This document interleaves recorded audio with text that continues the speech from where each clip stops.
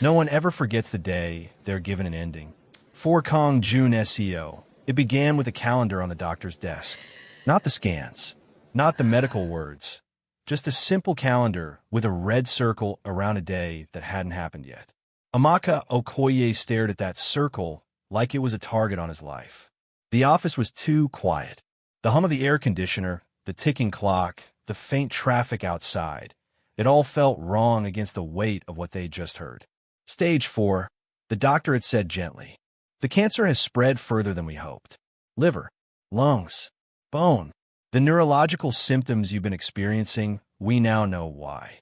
He tried to explain in careful Korean, then slower English for Amaka, but he didn't need to repeat it.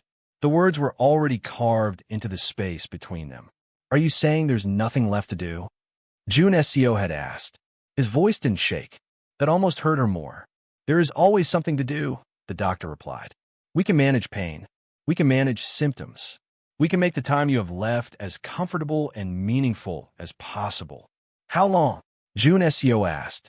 The doctor hesitated, eyes flicking briefly to Amaka before returning to him. We don't usually give exact timelines, he began. Don't give me policy, Joon-seo interrupted quietly. Give me the truth. The doctor sighed, fingers tightening around his pen. If the cancer continues at this pace, he glanced at the calendar and gently tapped that red circle. You may not live beyond this month. It could be sooner. It could be a little later. But this is our best estimate. The date sat there between them, ordinary and cruel. Amaka felt her fingers go numb. This month, 4 weeks. Maybe less. Can he travel? She heard herself ask, voice distant, like it belonged to someone else. The doctor blinked, surprised. Travel? She swallowed. If he wants to see things. Go places. Will the flights, the moving around, make it worse? The doctor studied them both. It will exhaust him, he said honestly. But at this stage, living is not the enemy. As long as he listens to his body, as long as he rests when he needs to, I won't forbid it. He turned to Joon-seo. If there are things you want to do, people you want to see, goodbyes you need to say, this is the time. Goodbyes. The words slid into Amaka's chest like ice. On the ride home, Seoul moved as if nothing had happened. Trains ran on time. Traffic lights shifted from red to green. People crossed the roads, phones in hand, laughing, complaining, living. Inside the car, silence. Amaka sat beside him, fingers knotted in the fabric of her jeans, staring straight ahead. You're angry, he said softly. She laughed, a brittle sound. That's one word for it. At me? She turned to him, eyes wet but sharp. No, at the world, at disease, at time, at calendars, at doctors who circle dates like their appointments. He watched her carefully. At me, he repeated. She hesitated, just long enough for him to see the truth. I'm angry that you didn't tell me sooner, she said. That you carried this alone for so long you forgot how to share the weight. He looked down at his hands. They were steady. For now. I didn't want you to stay out of pity, he murmured. If I was here out of pity, she shot back, I would have left the first time you tried to push me away. A beat of silence. Then, quietly, he said, I have a date now, Amaka. She swallowed hard. No, she said. You have a countdown that might be wrong. People outlive dates all the time. And many don't, he replied gently. She hated that he was always honest. The car slowed as they approached the river. He pulled over without a word. They stepped out into the late afternoon air. The Han River glimmered, indifferent and endless. Joggers passed. Couples leaned on railings, talking quietly. Life went on. They stood side by side, not touching, shoulders almost, but not quite brushing. Tell me what you want, she said finally. He exhaled, watching the water. You. Her heart tripped. He smiled faintly. But since I'm already stealing that, I should be more specific. Try, she whispered. I want. He paused, searching for words that didn't sound childish in the face of death. I want to see this city the way I never let myself. Not from boardrooms and tinted windows. From the street. With you. She listened, silent. I want to visit places I've only flown over, he continued. I want to give away more money than my board thinks is sane. I want to sit in a tiny restaurant with plastic chairs and eat food that stains our clothes and makes no sense to my diet plans. I want to hear you laugh in places that have never heard you before. He turned to her. I want my last days to feel lived, not managed. Her throat tightened. Then we'll do it, she said. He studied her face, searching for doubt, fear, regret. Amaka, he said slowly, this will hurt. I know. Not just now, he pressed. Later. She took a step closer. Do you remember the night we met? She asked. Rain, he said immediately. Road. Broken heel. You telling me I had eyes. And you stopping, she added. When you didn't have to. She lifted her chin. That night, something in me had already broken. You didn't cause the pain. You found me in it. Now it's my turn. He swallowed. If you're going to break, she said quietly, then I'm going to be there when it happens. I won't miss even one piece. The words hit him harder than any diagnosis. After a long moment, he nodded. Then I'll make you a promise, he said. I won't waste what you're willing to give me. He held out his hand. Not like a transaction, like a question. She looked at it for 1 second too long. Then she took it. Where first? She asked. He smiled, small but real. The sea. They went to Busan again. Last time, he had watched the waves like they were a memory. This time, he watched them like they were a countdown he refused to obey. They walked barefoot along the shore. The sand clung to Amaka's toes, cold but grounding. You know, she said, hugging her arms around herself. Where I grew up, the sea always felt like promise. People said, one day you'll cross that water and find a better life. And did you? He asked. She thought of the night he found her. Broken suitcase, broken heel, broken hope. Then she thought of his kitchen, burnt jollof, his careful questions, his eyes when she'd stood up for him in that boardroom, shaking and furious. Yes, she said, just not in the way I expected. He watched her profile for a long moment. My mother hated the sea, he said quietly. She said it took things away. People, ships, time. Maybe she was only looking at the wrong side. Amaka replied. Maybe the sea doesn't just take. Maybe it brings. That night, it brought you to that road. He laughed softly. That was traffic and poor urban planning, not destiny. She bumped his shoulder. Let me have my romantic version. They fell into an easy silence, listening to waves fold into each other. At some point, he grew tired. She saw it before he said anything. The slight drag in his steps. The way his hand tightened around hers like gravity had doubled. Sit, she said immediately, tugging him toward a bench. He opened his mouth to protest, then closed it. Obedience looked strange on a man who'd built an empire. But with her, it didn't feel like losing control. It felt like sharing it. They sat. The sky washed itself in shades of rose and gray. I made a list last night, he admitted suddenly. Oh no, she said. Is this a rich man's list? Jets and islands and private concerts? Not exactly. He pulled out his phone and unlocked it, scrolling to a note. She leaned closer. The title at the top made her pause. Things I'm grateful I didn't Mississippi. Her chest squeezed. Read it, he said. Number 1, she read aloud. My mother's last birthday. She smiled once. It was enough. She swallowed and continued. Number 2, the first shipment that didn't arrive on time. It taught me I am not God. Her lips twitched. Number 3, the night a stranger laughed at my jollof. She choked out a laugh. You wrote that. It was a very educational experience, he said solemnly. She kept reading. The list was simple, ordinary, and devastating. Number 8, her hand, the first time she held mine because she wanted to, not because I was falling. She stopped. Is that me? She asked quietly. He didn't answer. He didn't have to. Why is this called Didn't Miss? She asked. Why not want to do? Because, he said, eyes on the horizon, I realized I've been living like everything important was always ahead of me. Deals, success, rest, love, hearing you laugh, watching you stand in a boardroom full of men who thought they owned the world and remind them they're human. His voice softened. I don't want to die chasing things I never reach. I want to die knowing I didn't miss the things that were already here. The word die hung between them, heavy but honest. She let it sit there, not chasing it away, not dressing it up. Add something, he said suddenly. What? To the list, he replied. Before this month ends, help me add more. She stared at him, at the tiredness in his eyes. at the stubborn light that refused to go out. Fine, she said. But if we're making a gratitude list, we're also making something else. What? A damage list, she said. All the harm you've allowed this company, this life, this version of you to cause. And how you intend to fix it before you go. He blinked. That sounds unpleasant. Good, she said. You have 4 weeks, King Kong. We're going to use them. You want meaning? Let's earn it. And there was the spark, the shift. For the first time since the red circle on that calendar, he didn't feel like he was walking toward an ending. He felt like he was walking toward a final chapter that actually mattered. That night, in the hotel room, he slept with the sound of the sea outside and her soft breathing on the couch nearby. He didn't know how many mornings he had left, but he knew this: tomorrow, they would wake up and the list would grow. Batch 2/3, giving the world back.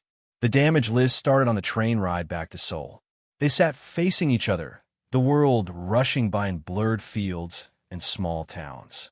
Name one. Amaka said, pen ready over a notebook she'd bought from a convenience store. One what? He asked. One place, she replied. One person. One situation where you looked away when you should have stopped. He exhaled slowly. You don't start small, do you? I didn't come this far to help you die politely, she said. We're going to make your leaving loud in all the right ways. He looked out the window, watching a village disappear behind them. There was a port, he said finally. 3 years ago, a strike. Workers asking for safer conditions. Some of our ships were delayed. The board panicked. Investors called. She said nothing, waiting. I told my legal team to handle it, he continued, the words bitter. We offered small concessions. They took them because they had families to feed. Nothing really changed. She wrote it down. Name another, she said. He stared at her. Are you going to write all of them? Yes. What for? So we can cross them out, she answered simply. He looked at the notebook, her handwriting, sharp, determined, the title she'd scrawled at the top. Before you go, what we fix? We, not you. Something in his chest loosened. Over the next week, Seoul saw a version of Kang Joon-seo it had never met. He showed up at the port. No press, no cameras, no suits. Just him, in a simple jacket, cap pulled low, accompanied only by Amaka and a translator who kept glancing between them like he was witnessing something too intimate for words. The workers didn't believe it was really him at first. Then someone recognized him. Voices rose, old anger flickered. He didn't raise his hands for silence. He didn't demand respect. He bowed, a deep, full bow that stunned everyone into stillness. I'm late, he said, straightening slowly. I should have come 3 years ago. I didn't. That's on me. Amaka watched their faces shift. Suspicion, curiosity, confusion. What do you want? A man in a faded jacket called out. To listen, Joon-seo said, and to change what we should have changed when you first asked. It wasn't simple. It took hours, stories, arguments, numbers scribbled on paper, people yelling, crying, pushing back. Every time his hand trembled, he slipped it into his pocket. Every time his breath hitched, he paused, then continued. At one point, Amaka tugged him gently aside. You need to rest, she whispered. I will, he replied. After this clause. He pointed at a line in the proposed agreement. If they're injured, their families deserve more than a letter and a sorry payout. You're supposed to be the ruthless one, the company lawyer muttered. Now you sound like. Human, he said, eyebrow arching. A terrible fate. By evening, there was a new contract. Real safety measures. Real consequences. Real benefits. It wouldn't fix everything, but it was a start. As they left, an older woman with calloused hands grabbed Amaka's arm. You, she said in accented Korean, then switched to hesitant English. Thank you. Amaka blinked. Me? I didn't. The woman nodded toward Joon-seo. Before you, he was stone. Now he is soft. She smiled, small and knowing. Soft is stronger. When they got back to the car, Amaka opened the notebook and drew a line through the first item. One, she said. Crossed. He leaned his head back against the seat. How many do you think there are? Enough to fill the time, she replied. Don't worry. We won't run out. They didn't leave it at ports. They went to a children's hospital where Kang Group had once donated machines, but never faces. He walked in expecting polite gratitude. What he found was something else entirely.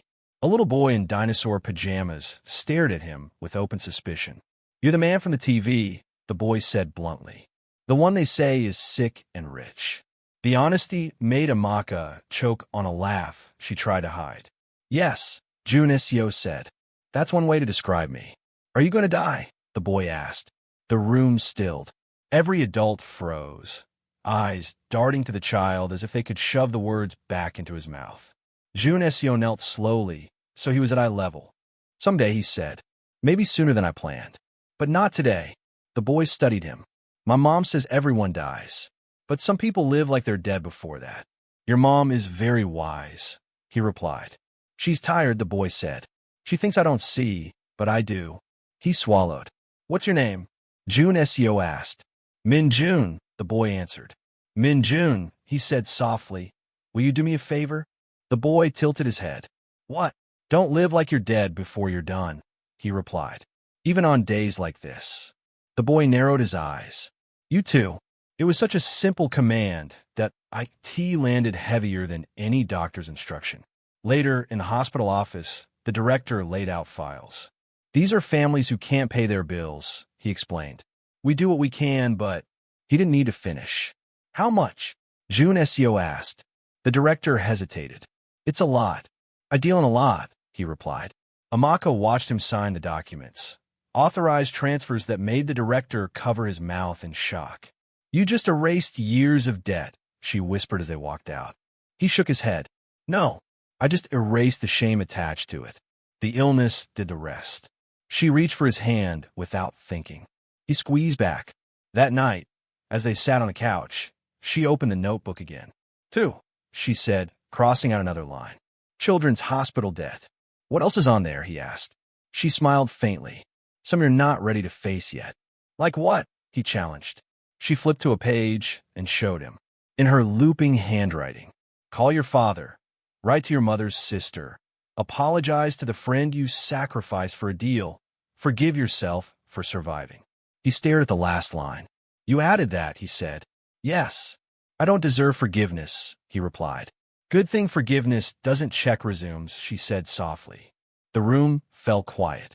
After a while, he said, "Call my father. Tomorrow." She nodded. She didn't write it down. She didn't need to. Halfway through the month, his body began to insist on its limits. He woke one morning and couldn't feel his right arm properly. Another day, his legs refused to cooperate when he got out of bed too fast. He never complained. That scared her more than any groan would have. One evening, after a long meeting about restructuring the company into something less predatory, he swayed in the hallway. "Joon-seo," she said sharply. He smiled, attempting reassurance. "I'm fine." Then his knees buckled. She caught him as best she could, his weight heavy and alarming against her. "Hey," she whispered, voice shaking as she lowered him carefully to the floor. "Hey, stay with me. Look at me." His eyes fluttered, unfocused for a second. Then they sharpened. "I'm dizzy," he managed. "No kidding," she snapped, fear wrapping itself in anger. "You're not a machine. You can't just keep going and expect your body to clap for you." He tried to sit up. She pressed a hand gently to his shoulder. "Stay there," she ordered. "I'm calling the doctor." "No hospitals," he said quickly. "Please, not tonight." She hesitated. I need you not to waste one of my last nights under fluorescent lights," he said, voice calm but firm. "If something is happening, it will happen whether I'm there or here. Let me have my own ceiling." Her eyes burned. "That is the most selfish thing you've said since I met you," she whispered. "I know," he replied. "I'm a loud one." She stared at him, chest aching. Then she sighed. "Fine," she said, "but I'm going to sit right here and watch you breathe. If you so much as blink wrong, I'm dragging you to that clinic myself." He smiled faintly. "Compromise. I like it." She sat on the floor beside him, back against the wall, knees drawn up. He rested his head on her shoulder. "Tell me a story," he murmured. "Now?" "Yes," he said. "Anything. Just not about me." She thought for a moment. Then she began to speak. She told him about across sunsets that painted the sky in colors no camera could capture. About her little brother who tried to build a kite out of plastic bags and hope. About her mother selling food in a market, hands moving fast, voice louder than any storm. As she spoke, his breathing steadied. At some point, she realized he was no longer answering her questions. She almost shook him awake, almost called his name. But his chest rose and fell, slow and even. She let him rest. She watched his face in the dim light, softer in sleep than it ever was awake. Less guarded, less king, more boy. She remembered the boy in the hospital, telling him not to live like he was dead before he was done. She leaned her head gently against his. "I'm here," she whispered. "You're not done." Somewhere in the room, his phone buzzed with messages he didn't see. The world kept asking for him. For the first time in his life, he didn't answer. A few days later, he handed her an envelope. "What's this?" she asked. "Something I should have done long ago," he said. She opened it. Her breath left her chest in a rush.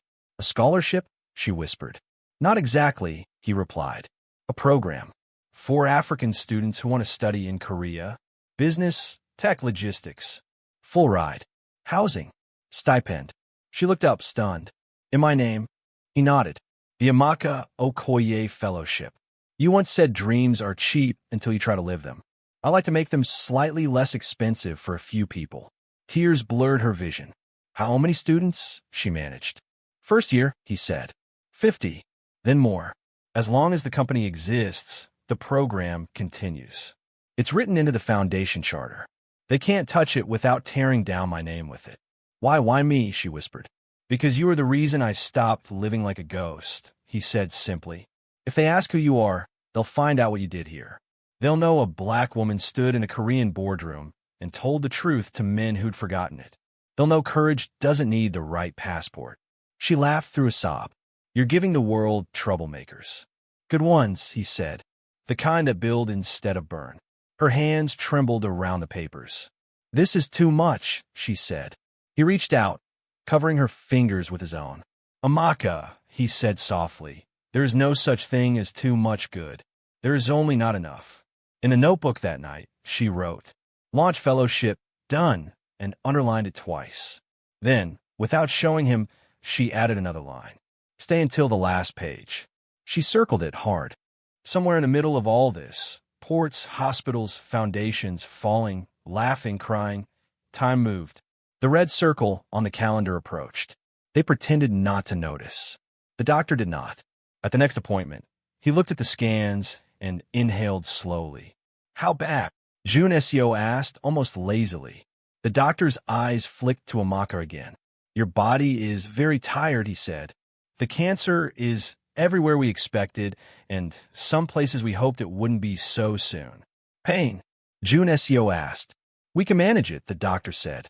"But you may start to feel more limited." Limited, that a soft word for a hard reality.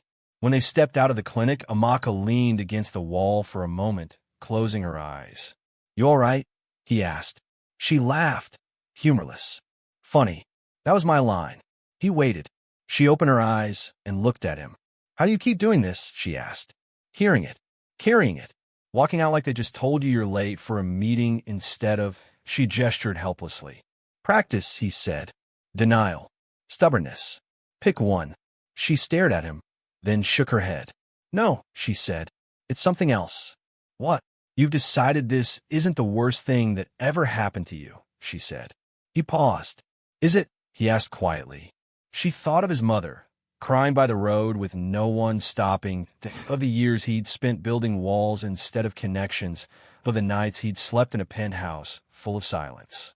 "Maybe not," she admitted. "Maybe the worst thing was living like you were already gone." He considered that. "Then I'm finally moving towards something better," he said, "even if the road is short." She stepped closer, close enough to smell the faint scent of his cologne under the hospital air. "Then let's make the last part of the road unforgettable," she whispered. "And terrifying?" he asked. "And terrifying," she agreed. He smiled. "Good," he said. "I'd hate for death to think it scared me more than life did." The last week before the red circle did not feel like an ending. It felt like a gathering. They went back to the road where they'd first met, this time in daylight. No rain, no broken suitcase, no dead phone. Feels smaller, she said, standing on the exact patch of pavement where her knees had once hit. He nodded. It felt like the whole world that night. It was, she replied. For me. He watched cars glide past.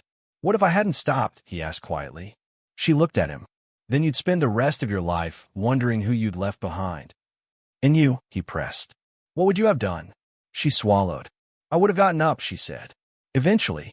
People like me always do. But I'd have done it harder. Colder. Less willing to trust. She took a breath. I wouldn't have found this, she admitted. This, he echoed. She gestured between them. You. Us. This strange, beautiful, infuriating thing we built in a city that was never designed for people like me to feel at home. He was silent for a long time. Then I'm glad I stopped, he said. She smiled. So am I. They spent one whole day doing nothing impressive. No hospitals, no foundations, no board meetings or contracts. They rode the subway. People stared at him at first, some recognizing him, most too busy. He stood, holding the rail with one hand, shoulders relaxed in a way she had never seen in limousines or private cars. This is illegal, he said. She blinked. Riding the subway. For someone like me, he replied. They expect me to live above ground. High up, looking down. Not here. Not this close. This is where the air is real, she said. He smiled, glancing around at tired office workers, students with headphones, an elderly woman asleep against the window. Yes, he murmured. It is. They bought street food and stained their fingers. They got lost in a market where no one cared what company he owned. They argued over which fruit stand looked more honest. At one point, an old man at a stall squinted at him. You look familiar, he said. I get that a lot, Joon-seo replied. You a singer? The man asked. Not even a little, he said. Good, the man muttered. Too many singers already. Amaka laughed so hard she had to lean on him for balance. For a moment, he forgot he was ill. He was just a man in a crowded market with a woman he loved, laughing at nothing and everything. One evening near the end, they sat on the balcony of the penthouse, a blanket around their shoulders. The city glittered below like a circuit board. I recorded something today, he said. A speech, she asked. Another message for the board? A few things, he said. Instructions. Letters. Boring rich man housekeeping. And, she prompted. And one more, he added. For you. Her chest tightened. I don't want. You don't have to watch it, he said gently. Not now. Not ever. But I needed to say some things while I still had all the words. She stared at him. You have them now. Say them to me. He looked at her, really looked, eyes tracing every line of her face as if trying to store it somewhere the disease couldn't reach. Thank you, he said. She almost laughed. For what? Yelling at your board? Insulting your jollof? For interrupting my life, he replied. For standing in front of men who measure worth in numbers and reminding them that weakness is human, not shameful. For staying when every logical argument said you should run. His voice softened. For giving me a home in the last chapter of my book, he whispered. Not a house. Not a penthouse. A home. Her vision blurred. And if I could rewrite everything, he said slowly, I wouldn't erase the illness. I just asked for more time with you in the middle of it. Tears spilled over. That's cruel, she whispered. That's honest, he said. She laughed through her tears. You always throw my words back at me. They're good words, he replied. She shifted closer until her head rested against his chest, listening to the steady, fragile drum of his heart. Promise me something, she said. If I can, he replied. Don't spend whatever time you have left apologizing for not being stronger, she said.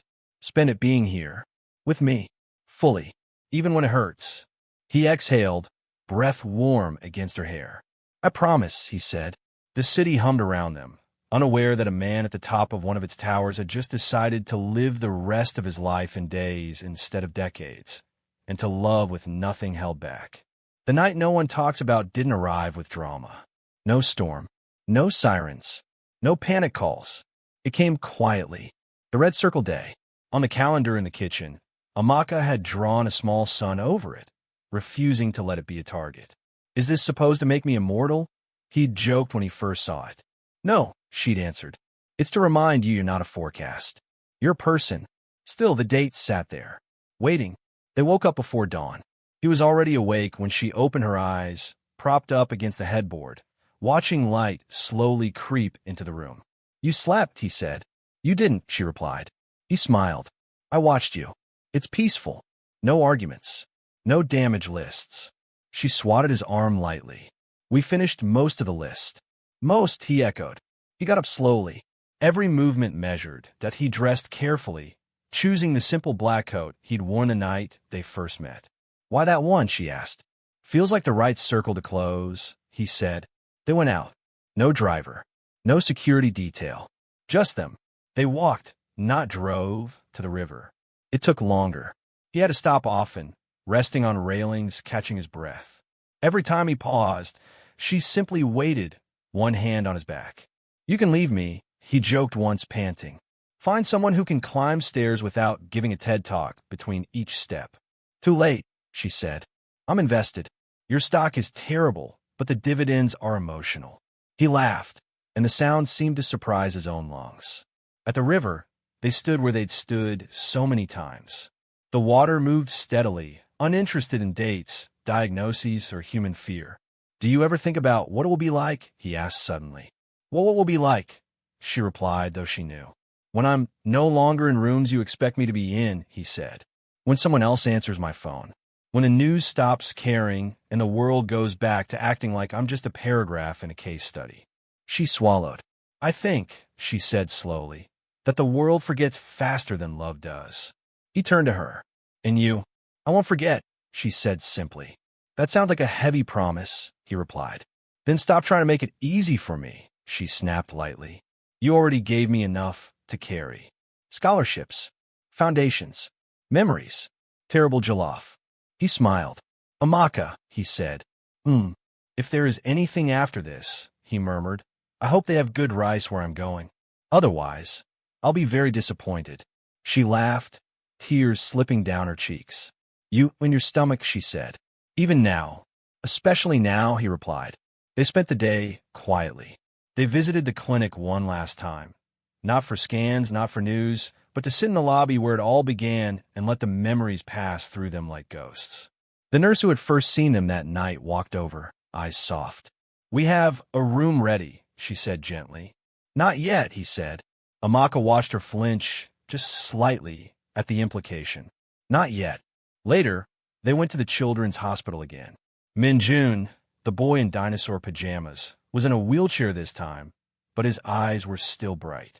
"You're back," he said accusingly. "You sound disappointed," Joon-seo replied. "I told my friends you were real," Min-jun said. "They didn't believe me. Now I win." He grinned, big and gap-toothed. "Are you scared today?" the boy asked suddenly. "Yes," Joon-seo answered. The honesty startled both Amaka and the nurses nearby. "But I'm here anyway," he added. The boy nodded, satisfied. "Good. My mom says being brave doesn't mean you're not scared. It means the scared thing doesn't get to drive." "Your mother is very wise," he said again. "I know," Min-jun replied. "You should listen to her." "I'm trying," he said. That evening, back at the penthouse, the city glowed like it was holding a vigil without knowing why. They didn't cook. They ordered food from the tiny African-Korean fusion restaurant Amaka loved, the one with mismatched chairs and a TV that always played dramas too loud. They ate slowly, sitting on the floor instead of the table. At some point, he set his chopsticks down. "Amaka," he said softly. She looked up. His eyes were clear. Not dull. Not distant. Just present. More present than she'd ever seen them. "If I don't wake up tomorrow," he began. "Don't," she said sharply. He continued anyway. "If I don't, I want you to remember something." Her hands tightened around the bowl. "You were not the tragic final chapter," he said. "You were the plot twist that turned a very lonely book into a story worth reading."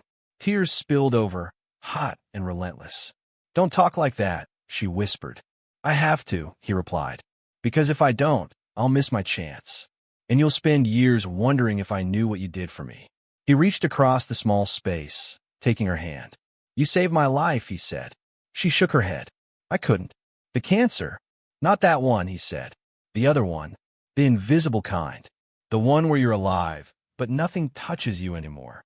Silence. He squeezed her hand once more, then let go, only to slide closer, shoulder to shoulder. Tell me another story, he murmured. She wiped her face. About what? About after, he said. Not after like some shining heaven. After like the years you're going to live. The students you'll meet. The people whose lives you'll change with that fellowship. Tell me what you'll do when I'm not here to distract you. The words cut, but she understood. He was asking her to imagine a future that didn't include him, and to live it, not just survive it. So she did. She told him about a classroom full of students from Accra and Lagos and Nairobi and Durban, stepping off planes with fear and fire in their eyes. She told him about boardrooms where her voice would no longer be a guest but a rule, about ports that ran safer because one stubborn dying man decided to apologize before it was fashionable. She told him about going back to that road sometimes, not to cry, but to remember. As she spoke, his eyes stayed on her, drinking in every word, every breath. Time slipped. The city dimmed. At some point, he leaned his head gently against hers. I'm tired, he whispered. Then rest, she replied. They moved to the bed, not like lovers in a drama, but like two people who had run a long, hard race together and were finally allowed to lie down. He lay on his back, staring at the ceiling. She lay on her side, facing him, hand resting over his heart. Do you hear it? He asked. What? She whispered. The world, he said, still moving. Deals being signed. Ships docking. People complaining about traffic. All of it still going. Yes, she said. It's a relief, he murmured, to know it won't end with me. She closed her eyes. Amaka, he said softly. If I could go back to that road and choose again whether to stop or keep driving. She held her breath. I'd stop sooner, he whispered. So I'd have more time. Her throat closed. I'm here, she said. I'm not leaving. I know, he replied. His voice grew softer. Stay until the last page, he murmured. I already promised, she said. Outside, the city lights flickered. Somewhere, the river kept moving in the kitchen. The calendar on the wall showed the red circle. Unmoved, unable to tell them if this was the night or just another step toward it. He closed his eyes. She watched his chest rise and fall, counting each breath like a prayer she wouldn't say out loud. Minutes passed, or hours, time blurred. The camera of the story pulls back. We don't see if his chest rises one more time, or not that we don't hear the doctor's next words, that we don't watch a flat line, or a funeral, or a headline. All we see is this. A Ghanaian woman named Amaka Okoye, holding the hand of a Korean man the world once called untouchable, refusing to let go.